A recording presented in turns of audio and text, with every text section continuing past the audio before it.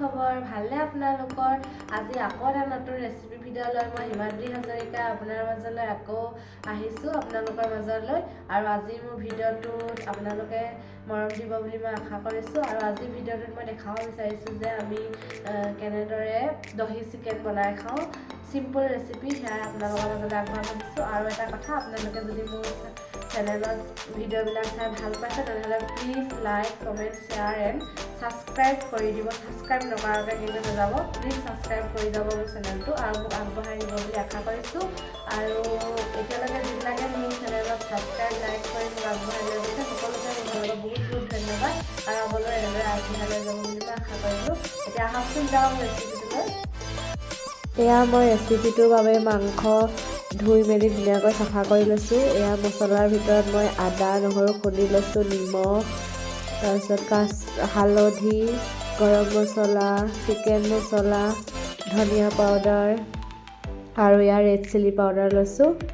আৰু এতিয়া আমি এই সকলোবিলাক চিকেনখিনিত সানি ল'ম চিকেনখিনিৰ লগত মিক্স কৰি ল'ম এয়া আমি ধুনীয়াকৈ সকলোবিলাক মিক্স কৰি লৈছোঁ এতিয়া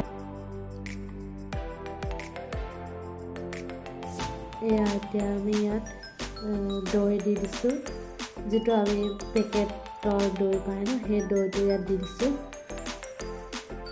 তাৰপিছত ইয়াত ধুনীয়াকৈ সকলোবিলাক মিক্স কৰি সানি ল'ম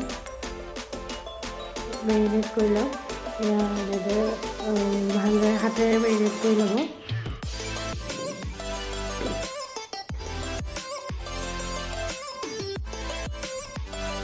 এতিয়া এই মেৰিনেট কৰি আমি এইখিনি এঘণ্টামানৰ কাৰণে ৰেষ্ট কৰিব থলোঁ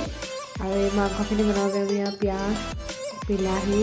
জিৰা গৰম মছলা তেজপাত আৰু শুকান জলকীয়া আমি লৈ লৈছোঁ এতিয়া কেৰাহীত মিঠাতেল দি দিছোঁ মাংসখিনি আমি এঘণ্টামানৰ আগতে মেৰিনেট কৰি ৰাখি থৈছিলোঁ এতিয়া আমি গৰম তেলত তেজপাত জিৰা গৰম মছলা সকলোবিলাক আমি ইয়াত এড কৰি দিম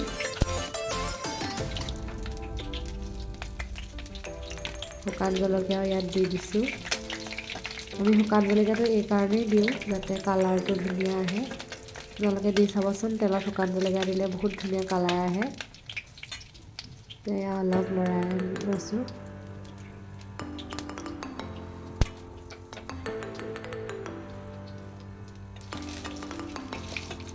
জলকীয়াকেইটা অকণমান ক'লা হোৱালৈকে ভাজিব তেতিয়া বেছি ধুনীয়া কালাৰ আহে মাংসত এতিয়া এয়া মই পিঁয়াজ দি দিছোঁ কাটি লোৱা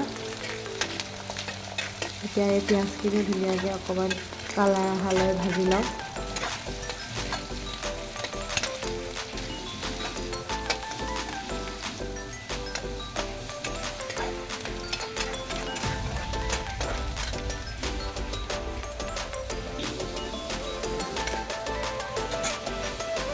চাওকচোন কি এনেকৈ আমি 3 মিনিটমান ভাজি ল'ম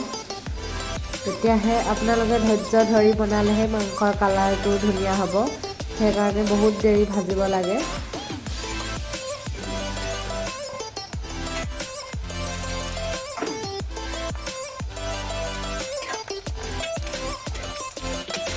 আপোনালোকে বাৰু মোৰ ৰেচিপি ভিডিঅ'বিলাক চাই কেনেকুৱা পাইছে জনাবচোন কমেণ্টত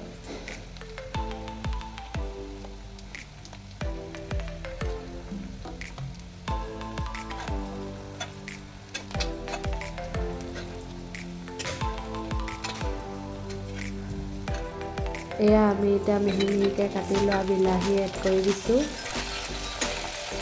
এনেদৰে মিহি মিহিকৈ বিলাহী কাটি ল'লে গলিবলৈ বেছি সময় নালাগে সেইকাৰণে আমি মিহি মিহিকৈ কাটি দিওঁ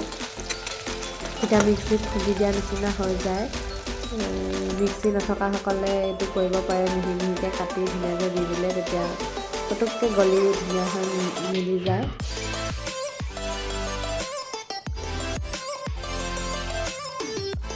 এতিয়া আমি এইয়া মেৰিনেট কৰি থোৱা মাংসখিনি ইয়াত এড কৰি দিছোঁ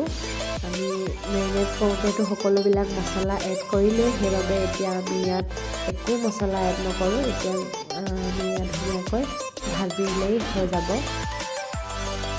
অলপ টাইম লৈ ধুনীয়াকৈ ভাজি ল'ব দহি চিকেন খাই বহুত টেষ্টি লাগে। আপোনালোকে খাই চাব এদিন আমাৰ নিচিনাকৈ। সকলোৱে চাগে খাইছোঁ এনেও, যিসকলে নাই খোৱা সেইসকলে খাই চাব বুলি আশা কৰিছোঁ। এতিয়া আমি নিমখ এড কৰি দিছোঁ এতিয়া, কাৰণ আমি মেৰিনেট কৰোঁতে নিমখ এড কৰা নাছিলোঁ, আপোনালোকে দেখিছিলে, সেইকাৰণে এতিয়া নিমখ এড কৰি দিছোঁ।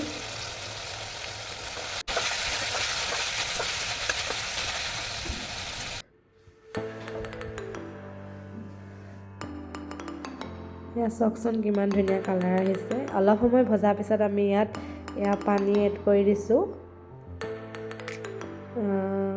এয়া ব্ৰইলাৰ মাংস পিছে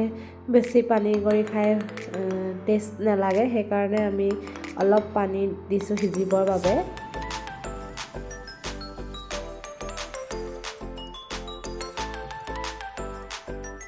আমি মানে গ্ৰেভি কৰিয়ে খাম, সেইকাৰণে এয়া অলপ এনেকৈ শুকান নিচিনা হৈছে। এতিয়া আমি ৰাখাই থ'ম। এয়া হৈ গ'ল আমাৰ মাংস ৰেডি খাব পৰা। কেঁচা জলকীয়া এটা লাষ্টত দি দিছিলোঁ। এয়া চাওকচোন কিমান ধুনীয়া কালাৰ আহিছে, সেইকাৰণে মাংস সদায় মেৰিনেট কৰি ৰাখিব লাগে আগতীয়াকৈ। দেখি খাওঁ খাওঁ লাগিছে নেকি বাৰু আপোনালোকৰ? কমেণ্টত ক'ব দেই। ইয়াত চাওক কিমান ধুনীয়া লাগিছে কালাৰটো চাওক। ইমান উজুকৈ আমি ইয়াত দহি চিকেন বনাই ৰেডি কৰিলোঁ আৰু খাবলৈও বহুত টেষ্টি হৈছিল। আপোনালোকেও ট্ৰাই কৰি চাব বুলি আশা কৰিলোঁ। Bye bye guys.